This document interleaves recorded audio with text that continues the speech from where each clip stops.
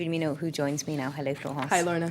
Right, so we're going to start off with the reaction in the international press to that video that came up online showing US Marines appearing to urinate over Taliban corpses. Very controversial story. Absolutely, and I thought it was interesting because when I was looking at the American press today, I didn't see very much in terms of analysis or reactions. Everything was very factual. For instance, we're going to look at the Huffington Post that had an article on it.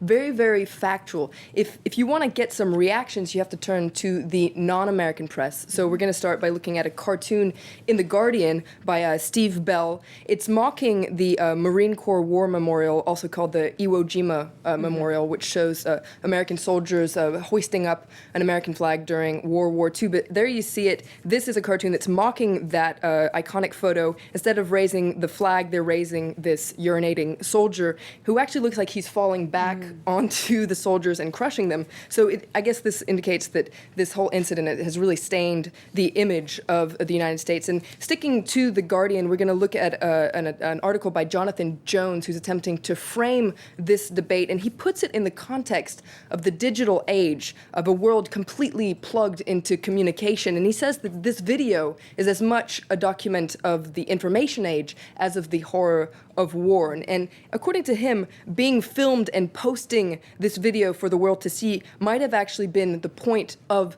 the exercise. And I thought that was a kind of interesting analysis on this situation. He also draws parallels with war photography, which has become an art today, but which he says is also a little bit voyeuristic, and that this incident is kind of proof that there's a democratization of photography and film in the digital age to feed our appetite for these war photos. And he wonders if one day guns will be equipped with built-in cameras to follow it in live. Spooky thought. The Independent in the UK also following that story. They've got a comment piece from their Middle East correspondent, Robert Fisk. Absolutely. His article says, "This is not about bad apples. This is the horror of war." And he starts off by seeing how the U.S. Marines are reacting to the situation. They say that it's a rogue unit, a few bad apples, but he says this is war. He says that armies are horrible, horrible creatures. Soldiers will do wicked things, and he goes back through history and shows that in every war, atrocities have been carried out by both sides, both winners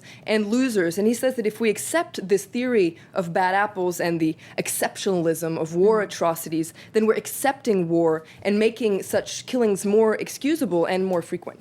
Okay, well, we're going to move on to another story now. Scotland Yard in the UK, they've launched an investigation into claims that British spies were involved in human rights abuses in Libya. Yes, shocking allegations. It's on the front page of The Independent, which says that police is to question Jack Straw, who was Tony Blair's foreign secretary between 2001 and 2006, over rendition to Libya. So Britain's spy agency, MI16, and former ministers of Tony Blair are facing these criminal investigations into claims that intelligence was shared with Muammar Gaddafi's regime that led to the torture of two Libyan men. Now we're going to take a look at an editorial in The Independent which says that you can't overstate just how serious these allegations are. Though it's likely there will never be enough evidence to prosecute individual British agents.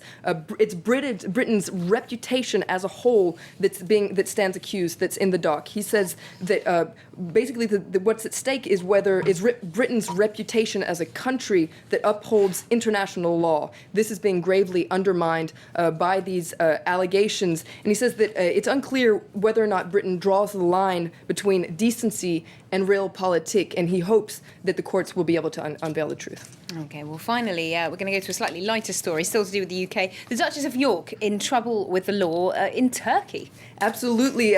Here she is on the cover of The Telegraph. Sarah Ferguson is facing charges of breaching Turkey's strict press laws. Now, this is because she took part in an undercover documentary into the country's orphanages, and it was to expose cruelty in these orphanages, but she didn't have permission to film. Now, she's being accused in absentia of violating the privacy of 5 children. Now, this offense carries a possible jail sentence of up to 22 years. It's interesting to note that there is an an extradition treaty between the UK and Turkey. Turkish prosecutors have asked the UK for help, but the Home Office said that they wouldn't on grounds of national security. Okay, well, that would be one of the stranger fates of the British royal member of the British royal family to end up in a Turkish prison, but it looks like it probably won't happen. Thank you very much indeed, Florence Filomeno, for that look at today's international.